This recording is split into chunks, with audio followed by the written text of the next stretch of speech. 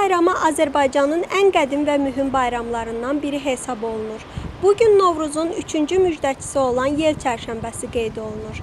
Yel çərşənbəsi bərəkətin, mehribanlığın, diriliyin rəmzi hesab olunur. Gəlin görək əhali arasında Novruza hazırlıq və Novruz ab-havası necə qeyd olunur? Bayram ab-havası deyəndə əvvəllər bayram ab-havası daha aktiv idi. Çünki əvvəl bayramlarda insanlar daha çox qaynaşırdı, edirdi falan. İndi elə uşaqlarda falan həvəs yoxdur. Bayram ərzaqlarıdır falan. Bunlar da qiymətlər biraz bahalaşıb. Yəni demək olar biz özümüz də baxırıq. Yəni alış-veriş çox zəifdir məncə. Əvvəlki illərlə indi fərq ondadır ki, biraz qiymətlər qalxır. Bizim alıcılıq qabiliyyətimizə çox təsir eləyir və onunla da bağlı biraz əhval-ruhiyyəmiz qalxa da bilər, düşə də bilər. Amma yenə də istərsiniz yazın gəlişi insana xoş təsir edir.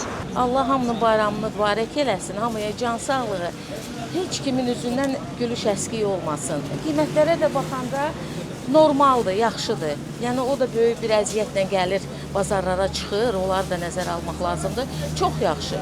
Sizcə ümumi əhalidə ab-hava necədir? Bayramı necə qeyd edirlər? İndiki zamanədə pisdir. İndiki zamanədə pisdir. Nə yalandan deyim ki, sizə ki, hə, yaxşıdır, amma pisdir. Əlimizdən gələni eləyirik. Keçirtməlikdə bu. Adət-ənənədir bu. Şəhidlərimiz oldu, qazilərimiz var, yəni göz yaşlı analarımız var, biraz fərqlilik odur. Amma torpaqlarımız alınıb, biz sevindik, yəni çünki onlar o arzularımızda yaşayırdıq ki, biz o torpaqları Allah qayıdaq ora. Ab-hava hələ həminki kimi bütün illərdəki kimi keçir, yəni çox dəyişiklik yoxdur. Qiymətlər də ki, yəni həmənki kimi çox, yəni nə bahadır, nə ucuzdur. Hamı adət-ənənəyə uyğun keçirdir bayramı. Yəni belə.